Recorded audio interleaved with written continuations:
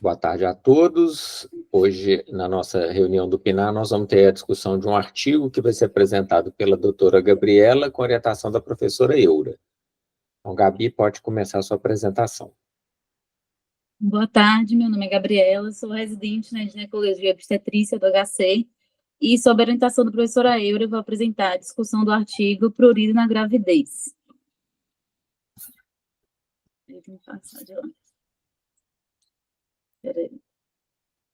Consegue passar aí, doutora? Consigo. Então, o objetivo do artigo é mostrar que o prurido é um sintoma comum na gravidez, com a prevalência entre 18% a 40%, e descrever a etiologia, características clínicas, a abordagem diagnóstica e o manejo do prurido na gravidez.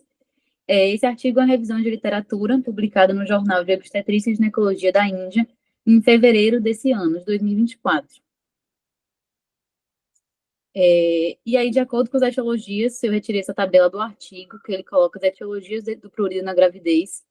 Tem as causas fisiológicas, sendo as mais comuns a histeria gravídica e a xerose, que é a pele seca. E as causas patológicas, onde tem as causas do prurido específico, as dermatoses específicas da gravidez, como a erupção polimórfica da gravidez, o pemphigoide gestacional, a erupção atópica da gravidez e a colestase intrahepática. Tem também as causas dermatológicas, como a psoríase pustular, a psoríase crônica, o eczema e a urticária. As causas infecciosas, como a escabiose, catapora, HIV, o Zika vírus, a pitiríase rosa e a dermatofitose. As causas sistêmicas, como diabetes, hipotireoidismo, doença renal crônica, anemia e a polissemia vera. Causas neurológicas, como a metalgia parestésica, neuralgia pós-herpética, e as psicológicas, como o prurido nodular e o prurido psicogênico. Falando mais sobre as dermatoses específicas da gravidez, que o artigo aborda mais, tem a erupção polimórfica da gravidez, que são pápulas e placas urticariformes, pruriginosas, como principal característica clínica, a preservação umbilical, como é mostrado na imagem, acomete mais no terceiro trimestre pós-parto, o diagnóstico é clínico, o tratamento é à base de corticoide tópico, podendo ser associado a antihistamínicos e emolientes, e tem um bom prognóstico fetal.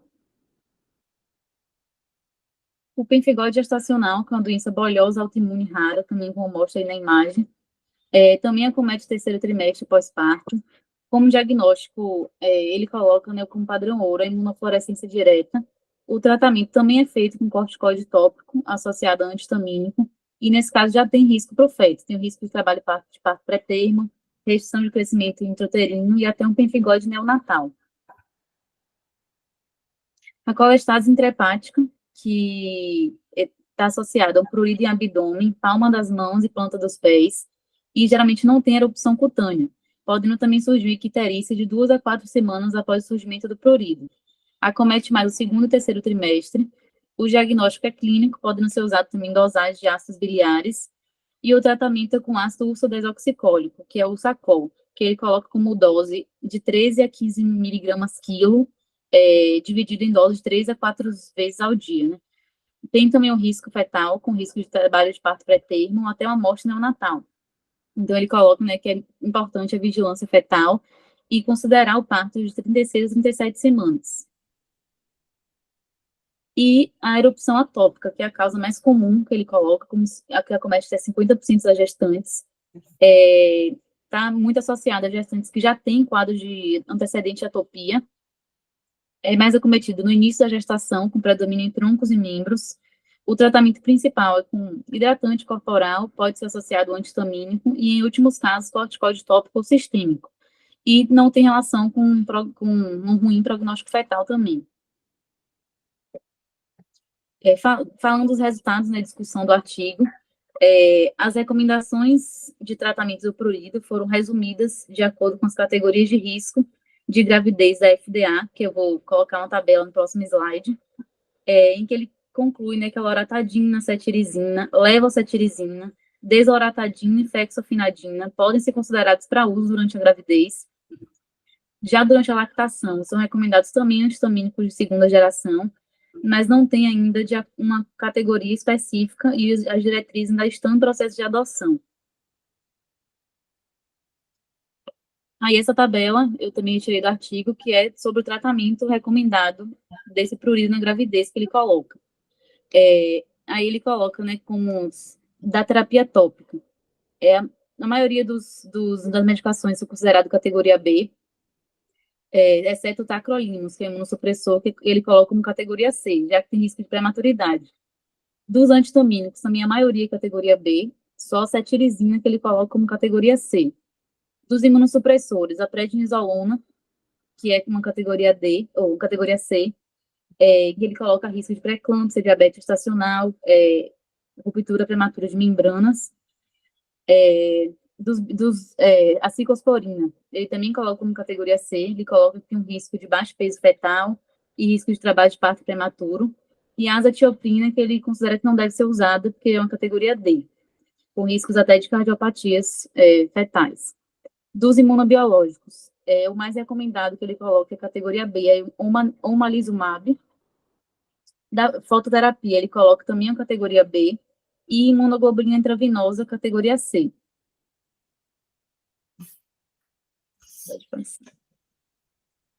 Dos antivirais, o aciclovir, que é a categoria B, que pode ser usado para uso. Os antifúngicos tópicos, todos são categoria B. Dos orais, tem a ciclopirox, que é categoria B, e a terbinafina, que também é categoria B, mas que ele coloca que não é recomendado.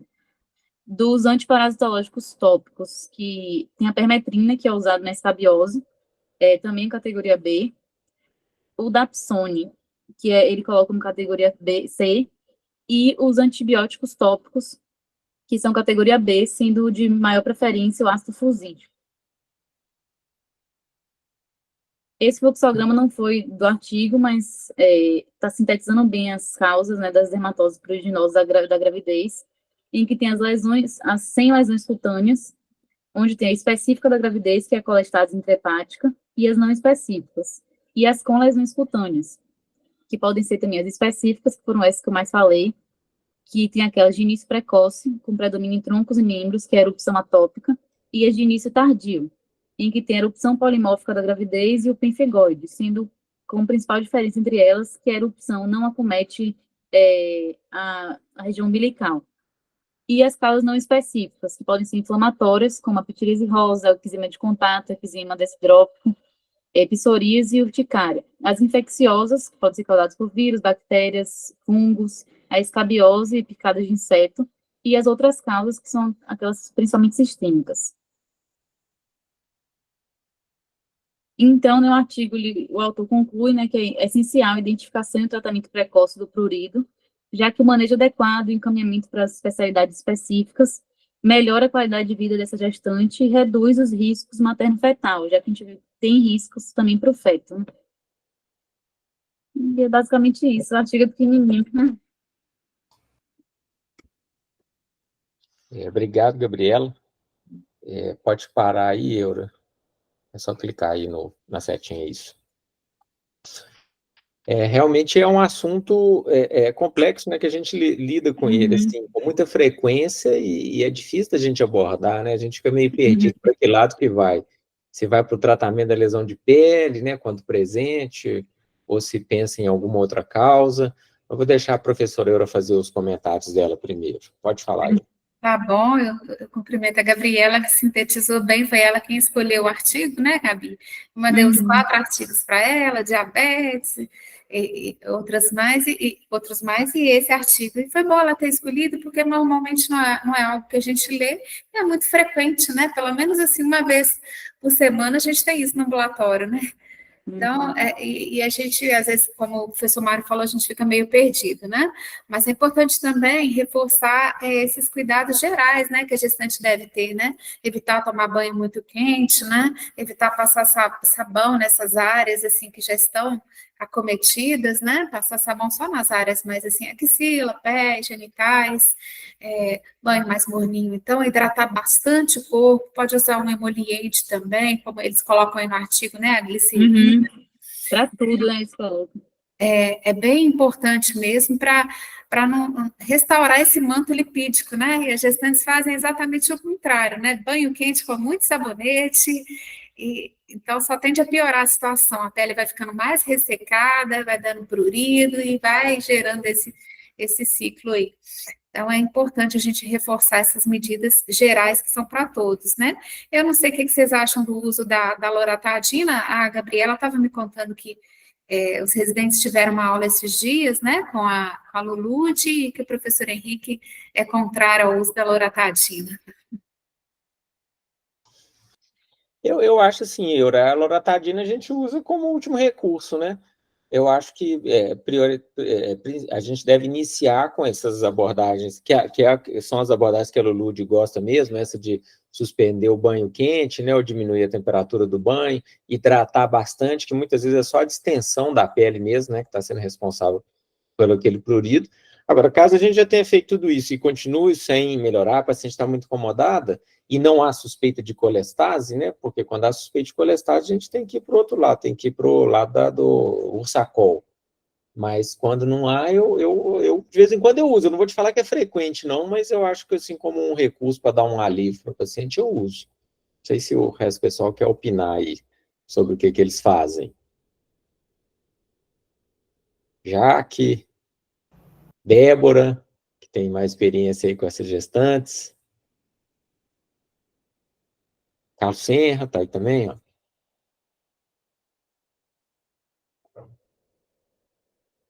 Eu acho que fica todo mundo na dúvida do que fazer mesmo, pelo visto. Mas fica mesmo. E as lesões são muito parecidas, né? Por isso que era bom quando a Lulu ficava no nosso ambulatório, né? Porque a gente tinha um dermatologista que acompanhava com a gente lá no ambulatório. Aí era ótimo que ela tirava essas dúvidas todas lá, em loco. Real, né? Mas aí agora, assim, quando o básico a gente resolve, o mais complicado a gente acaba encaminhando para dermato mesmo, né? Que atende lá do nosso lado, para ver se eles dão uma luz diferente no caso. Mas, de qualquer forma, o artigo foi muito bom, porque ele resume, né, essas principais etiologias e deixa claro aí quais os medicamentos que a gente pode usar com segurança, né? Essa tabela com os tratamentos, né, foi bem interessante, né, Gabi? Gostei bastante. Foi. Inclusive, a loratadina ele coloca no categoria B, né? Então... não, pode usar, com certeza. Uhum. Beleza, gente. Então, obrigado. Semana que vem, ao invés de caso clínico, nós vamos apresentar uma atualização do protocolo de hipertensão na gravidez. Que bom. Principalmente focado no puerpério. Eu fiz umas mudanças na parte do puerpério. A parte da gravidez até não mudou muito, não, mas vai ser esse enfoque na como tratar no puerpério a hipertensão. Vai ser ótimo. Que bom. Então tá, gente. Então, obrigado a todos. Boa noite. Até semana que vem. Parabéns, Gabi. Obrigada a todos. Abraços. Tchau. Boa noite.